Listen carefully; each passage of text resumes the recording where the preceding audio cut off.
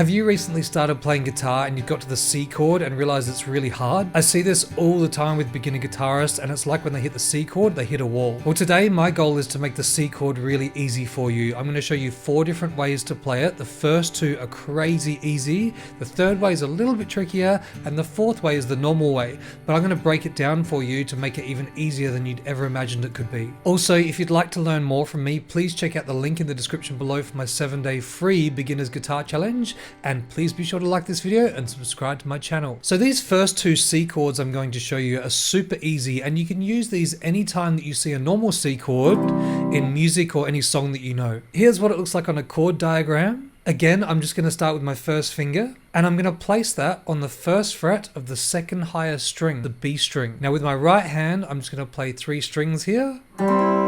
Only 3 strings, that's really important. If you play 4, it's not going to sound so good. So only 3 strings with this chord. I'm right up there on the first fret of the B string, nice and close behind the fret, not on top of the fret, just behind the fret. If someone's playing a normal C chord like this, you can play that bit. It's actually the top half of a normal C chord, just with those 3 strings, and it's going to sound fantastic. So there's the picture of that first C chord. Now what we're going to do is we're going to add the second finger on there on the second fret of the D string. So if I keep my first finger where it was, now I'm going to add my second finger to the second fret of the D string. I'm going to try and keep my fingers nice and high here. Really watch where your thumb position is at the back of the neck. If your thumb's up too high like this, you might find it's really hard to reach around.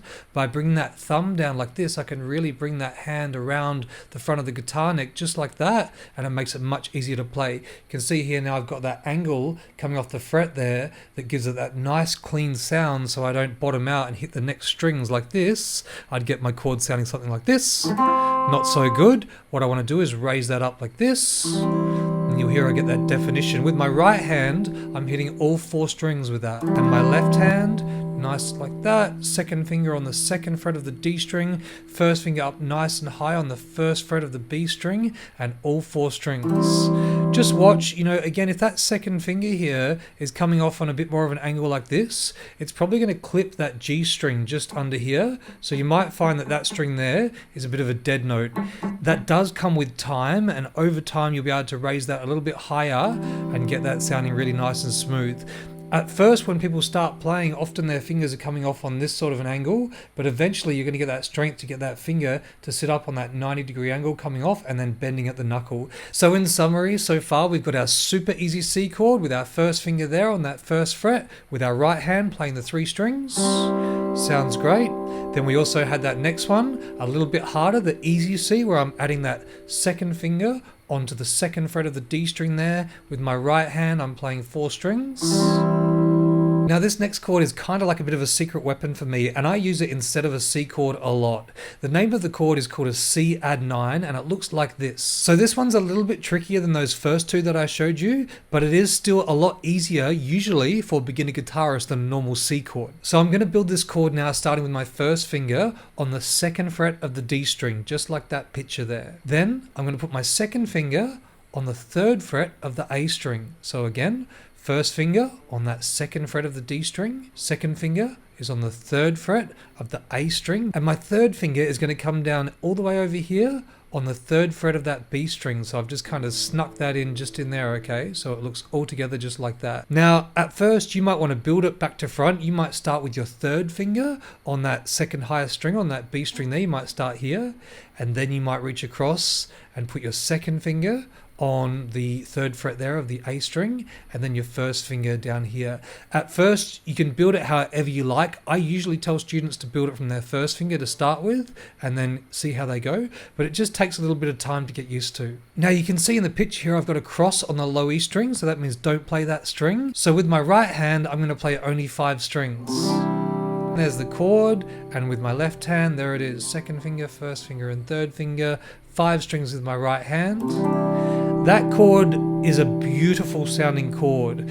Add 9 chords always have a beautiful, pretty sound about them that the normal chords don't really have. So it's one of my favorite go-to chords, and I'll often substitute that instead of a C chord. Really, wherever you see a normal C chord, which we'll talk about in a second, you can almost always substitute a C add 9. As long as it doesn't clash with the melody of the song, you can kind of get away with it. So for me, I'll often go to that one instead of the actual C, which is really cool. One last observation about the C add 9. If you've already learned to play a G chord, which looks like this, compared to a G chord, I'm simply moving these two fingers here over to here, and the third finger at the top, instead of being on the high E, I'm moving it over here to the B string. So it's a really nice change if you've got a song that's going from a G to a C add 9.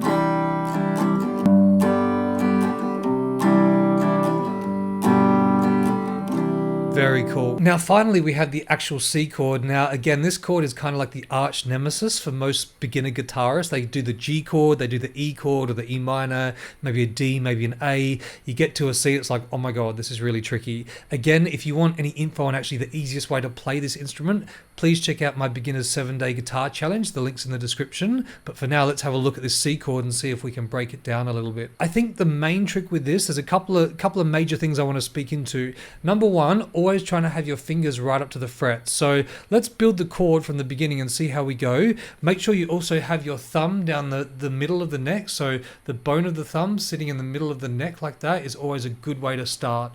So my first finger, I'm going to start with my first finger here on the first fret of the B string. So first finger starting there on the first fret of the B string. I'm then going to reach my second finger over to the second fret on the D string, and then my third finger is going to come over here to the third fret of the A string, just like that. Now, if your thumb's up here, that's going to make that really, really hard, and the chord's going to probably sound pretty terrible. Watch what happens when I bring that thumb down. It actually raises the height of the fingers considerably like that, and allows me to play a lot cleaner chord. Now this chord is quite tricky. Notice also my knuckles here are quite straight. I'm not sort of on this so much of this sort of an angle. You know, there's a million different ways to play this, and most guitarists you'll see, I think, will have this kind of shape. Some people might have their thumb up and do it in all kinds of ways, but really this is the most common way you'll see it done, and I think probably the easiest possible way to tackle it. So let's try it again together. We've got that first finger on the first fret of the B string, keeping that thumb down like that. The second finger there, we're on the second fret of the D string, and the third finger there on the third fret of the A string. With my right hand here, I'm playing 5 strings. You can see in the picture again, we've got that cross up the top on the left hand side of the picture there, which of course means don't play that string. So here we go with the right hand, 5 strings, trying to get that left hand nice and high, knuckles are straight, thumb is down, and we get that nice clean sounding C chord. Now, if that chord is impossible for you to play as a beginner or intermediate guitarist, that's kind of why I made this video, because now you have other options. Specifically, if you want a chord that sounds almost the same but has a little prettier edge, which I actually prefer, you've got that C add 9, the third chord I showed you today. You've also got the one we started with, that really simple C chord. Okay, you've got that other version as well with 4 strings with the right hand. And then you've got the actual C chord, and then the C add 9. So there's 4 different ways to play a C chord. Now it really depends on which one you choose, depending on where you're at, but just make it as easy as possible and choose the easiest way and work your way up to the hardest way. Now if you're a beginner and you really want to learn the easiest possible way to play this instrument, please go to the link below and check out my 7-day guitar challenge. Not only does it break down the easiest possible ways to play this instrument, it also gives you a beautiful sense of accountability to show up for yourself 7 days in a row and get really good really quickly. Thank you so much for listening. I shall see you in the next video.